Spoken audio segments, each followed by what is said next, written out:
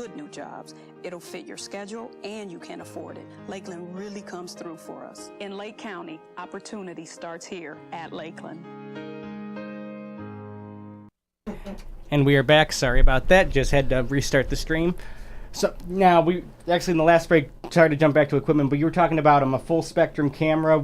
Yes. What types of cameras do you use besides full spectrum? And for those listening, what does this full spectrum do exactly? Full spectrum, and to do your own is almost impossible. Like I was telling you during the break, I tried to actually make one. I mean, it can be done, but you need practically surgical room type conditions, because the smallest speck of dust, something you won't even see, it gets down on that lens. But what it is, it's the changing of the filters within the camera. It's going to pull in more light, so you don't need necessarily IR lights or a ultraviolet light to take pictures in total darkness.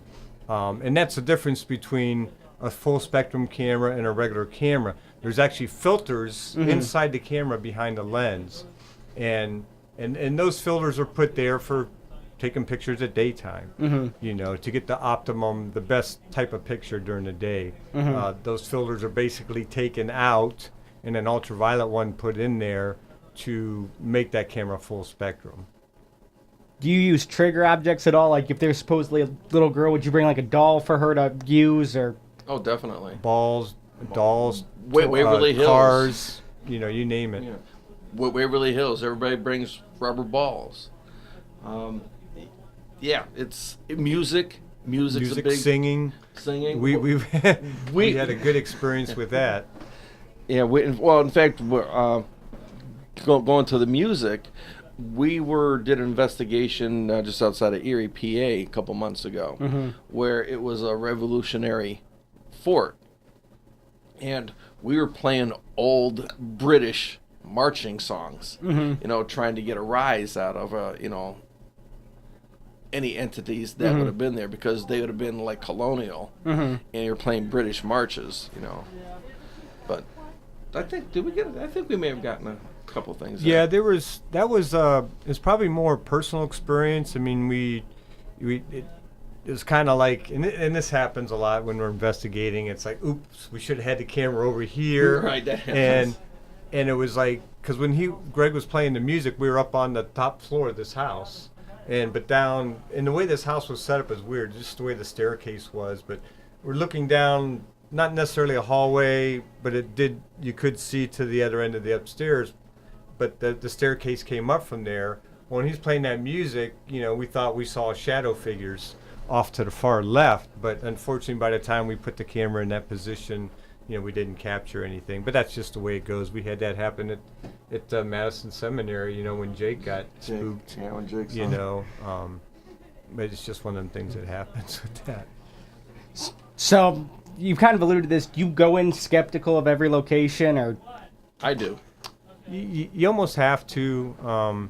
If you went in there believing, the homeowners or business owners' claims, not that we feel that they're lying, but if you go in there believing all their claims, in your own mind, you are going to find things paranormal. Even though they're not. And it's what we're all about. It's about keeping it real, to look for every logical explanation.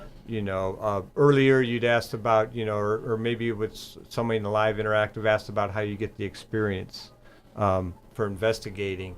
And in all honesty, I learned most of everything I know from watching Ghost Hunters. I don't watch that other show because that's a little bit too, I don't know if I can mention the other show that's doesn't fine. matter. Ghost Adventures. The chicks like Ghost Adventures because of Zach Bagans or whatever his name is. But it's their. I mean, I believe that they've captured real paranormal stuff, but for the most part, I mean, we won't even use. I mean, we could be on an investigation and we hear a strange noise. We can't explain where it came from. It wasn't somebody's stomach or anything like that.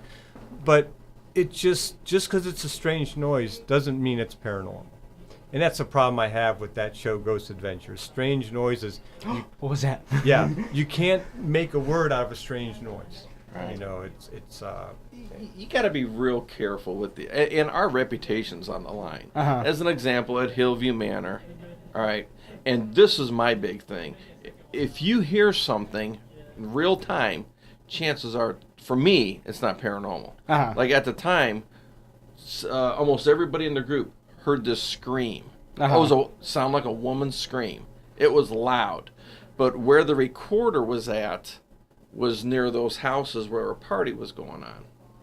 And it was really loud in that recorder. But where the investigators were, we were farther away from the recorder, and you know, you could hear it, but not real clear.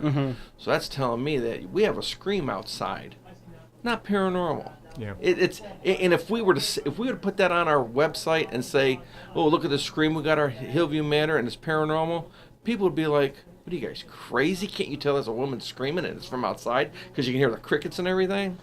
For me, I gotta be 110% sure that it is paranormal before we'll put it on the website.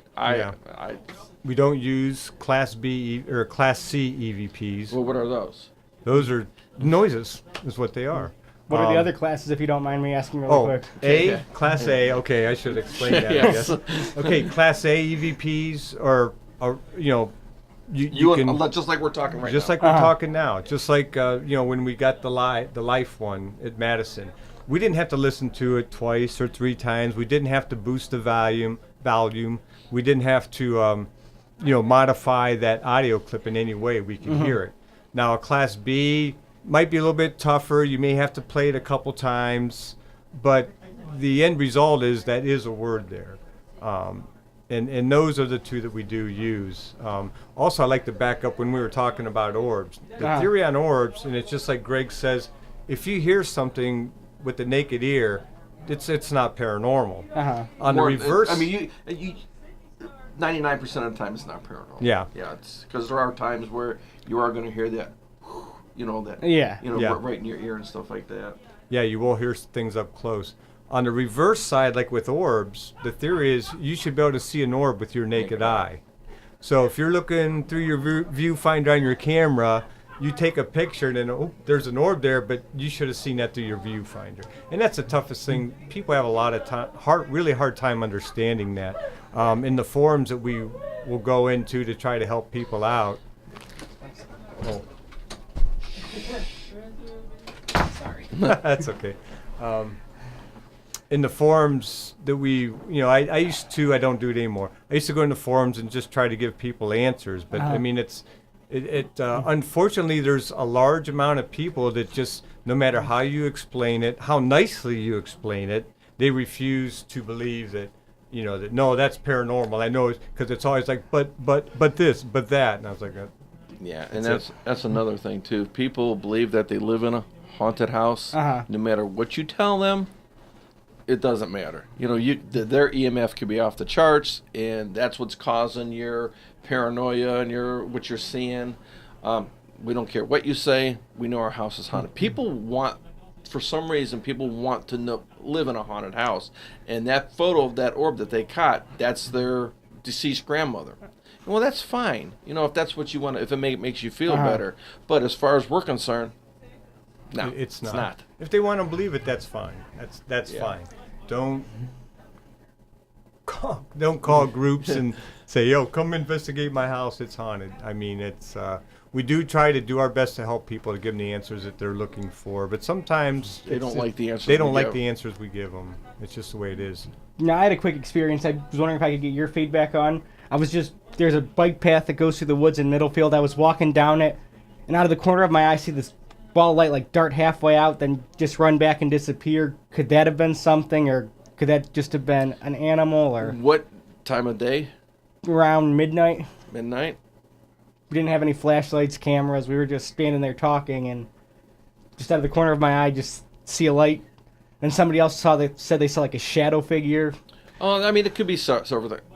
Obviously, it could be paranormal. It could be lightning bugs. Could be my first experience with the unknown was with ball lightning. Could be something like that. Was there an electrical storm or a thunderstorm? No, or it was anything? clear. It was ball was like yay big, just darted. Now, where you were at, is there allegations that it's haunted? Depends who you listen to. I mean, some people say the railroad used to run through there and a plane crashed after they removed the rail, like a small commuter plane. So, urban legends. Urban legends, yeah.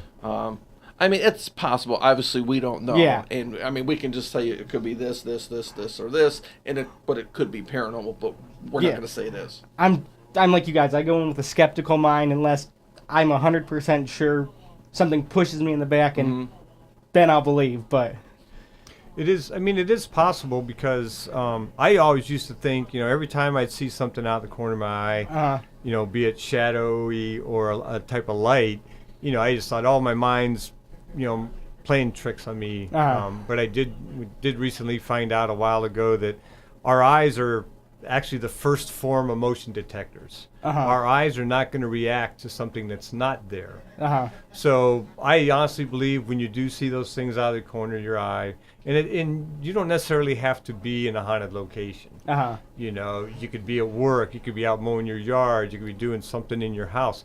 If you do see that certain whatever out the corner of your eye, I mean it.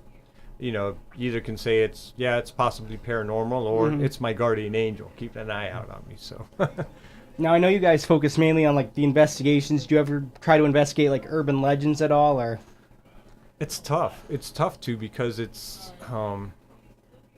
I guess we just never really investigated any urban legend because it's. Well, there is one I want to. When's investigate. that? It's not paranormal, but one of the things that, because we have all the equipment, is. Oh yes. Yeah. See. Yeah. That I want to do. Yeah. I wanna do. See, it's in Ohio. I guess you could call it a legend, but we want to go hunt for Bigfoot. Down in southern Ohio, we got the thermal imagers, we got night vision cameras, we got everything. So, but that would just be a guy's night out for a fun thing for a it's weekend. like a 3-day camping trip. I mean, because that's the only But way let's I go. feel. Let's go hunt Bigfoot in the meantime. It's like. Well, the reason I ask that is a lot of people up here, at least, believe in the melon heads. I don't know if you've heard. I've heard of the melon I heads. haven't heard of the melon heads. That to me, that's urban legend. There's a lot of these stuff that floats around throughout the whole world, where it's nothing but. I've driven down the road there allegedly on. It's creepy, but yeah, that's because- pretty much all it is. It's just you're not going to see a bunch of melonhead people walking around. Yeah, well, that's just like Helltown in the Cuyahoga Valley. I mean, it's supposed to spread through like 3 counties, something like that, But is it really real? I mean, there's. Yeah. If it's an urban legend, that's what it is. Yeah. Now, have you investigated Punderson Manor at all, or would you like to go there? Yes, I've investigated, and I spent the night there. Did you get any results, or? No. And I have to say this, too. Yeah, you have to understand. I mean, in fact, I used to live in a haunted house. And, in fact, I still own the house, and my tenants ask me, is your house haunted? But when somebody has stuff going on, it's not going on constantly. It's not happening 24 hours a day. They may have 2, 3, 4 things happen in a month. And the chances of us going there in an 8-hour period and capturing something are slim and none. So, but that doesn't mean their house isn't haunted. Where were we going? Punderson? Yeah. So Lost track. Yeah, I'm old. So at Punderson, we were there. We spent the night. We did an investigation. We didn't capture anything. But yeah, I've heard that Punderson's haunted because apparently there's a little girl who drowned in the lake, stuff like that. And like I said, most of the time we go to these investigations, we don't get anything. Yeah. Sometimes I think it's very possible that we, our presence could scare them away. The one we did where Jake got the shadow figure, that was probably, I don't know, by far one of our most impressive photos. But that happened right off the bat in the evening, or first thing that night when we started investigating. Nothing else happened the rest of the night. So part of me kind of wonders, can we frighten them away by our presence being there? It's kind of, I look at it as, my theory is, I'm a hunter. I go deer hunting every year. Even though I pretty much hunt in the same locations, I'm out there tracking these deer for a good month before hunting season starts. That way, if they do see me, they're used to me being there. So it makes it easier for me to hunt. So I'd like to think that hunting ghosts is pretty much the same principle. They have to be used to you being there. That's why it'd be nice to be on a location for a long period of time. I honestly feel we could get possibly more evidence when we are on a location for long periods of time. You and I are retired. We can stay there for a week. Yeah. Now, is that why you return to locations a lot, just to try to get evidence, or? Yeah, because it's especially if you've gotten evidence there before. Yeah, of course you want to go back and get more evidence. There's times we've gone back to Mansfield and it's been a real quiet night. And that's just the way it is. They're not going to speak to you, move things like that on command. I mean, they may be tired. They're tired of all these people coming in here every night asking me all these dumb questions, and I don't know how many times I got to say my name, but it's like they're not hearing me. So, I mean, I guess you have to look at it that way, and it, that's what I honestly believe. It's just you're just going to have those quiet times. Is there any? Well, we're going to start wrapping the show up if that's okay with you two. Is there anything else you'd like to say last minute, or about the upcoming events or anything? We do have an upcoming event in Akron, Ohio. Let me just check it's called the Ohio Paranormal Gathering. And that is, I think it's at the Hungarian Club down in Akron, and it's Saturday the 15th. You can go to OhioParanormalGathering.com to find out more information. It's basically just a lot of speakers there during the day, and I think they do have some investigations going on at night. I'll be one of the speakers. They'll have several paranormal groups from the area there. So that's an event that we'll be involved in. Yeah, and come look us up on Facebook, Tri-C Ghost Hunters. Give us a like. Check out our website at www.tcghohio.org. Check us out. Well, thank you very much for coming on the show today. It was a pleasure to have you guys, and I wish you the best of luck with all your upcoming events and investigations. Thank you, and thank you for having us. Yes, thank you for having us. You're very welcome. This has been the Cleveland Radio Show on Lakeland's Lake Effect Radio.